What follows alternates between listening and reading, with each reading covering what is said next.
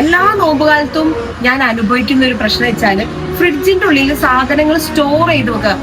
അത്രയും സാധനം നമ്മൾ നോമ്പ് തുറന്നു കഴിഞ്ഞിരിക്കുകയാണെങ്കിൽ, അതുപോലെ തന്നെ നോമ്പിന് ഭക്ഷണം ഉണ്ടാക്കി കഴിഞ്ഞിരിക്കുകയാണെങ്കിൽ ഭക്ഷണങ്ങൾ ബാലൻസ് ഉണ്ടാവും. അത് ഫ്രിഡ്ജിൽ കൊണ്ട് നിറച്ചാല് ഒരു കുമ്പി കൂടി നമുക്ക് കറക്റ്റ് ഒരു സ്റ്റോർ ചെയ്യാൻ പറ്റൂല.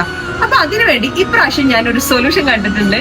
ഇതിൽ ഏറ്റവും കൂടുതൽ നമുക്ക് സാധനങ്ങൾ എങ്ങനെ സ്റ്റോർ ചെയ്ത് വെക്കാൻ പറ്റും എന്നുള്ള നോക്കിയിട്ടുള്ള ഉപകരണങ്ങളാണ് കേട്ടോ ഞാൻ വാങ്ങിച്ചത്. 6 ഡബ്ബയും അതുപോലെ തന്നെ ഈ ഒരു സംഭവമാണ് ഞാൻ വാങ്ങിച്ചത്. ഫ്രൂട്ട്സ് കട്ട് ചെയ്താൽ അത് ബാലൻസ് വരും. അതുപോലെ തന്നെ സമൂസത്തിലുള്ള തീന്, അതുപോലെ പലഹാരങ്ങളൊക്കെ ബാലൻസ് വരുന്ന സമയത്ത് നമുക്ക് ഏറ്റവും കൂടുതൽ യൂസ്ഫുൾ ആയിട്ട് വരുന്ന ഐറ്റമാണ് ഈ ഒരു ഡബ്ബ. അതുപോലെ തന്നെ ഈ ഒരു സാധനം. ഇതിന്റെ ഉപയോഗം വെച്ചിട്ടാണെങ്കിൽ 2 രീതിയിലുണ്ട്. ഒന്ന് നോക്കിക്കോളൂ കേട്ടോ.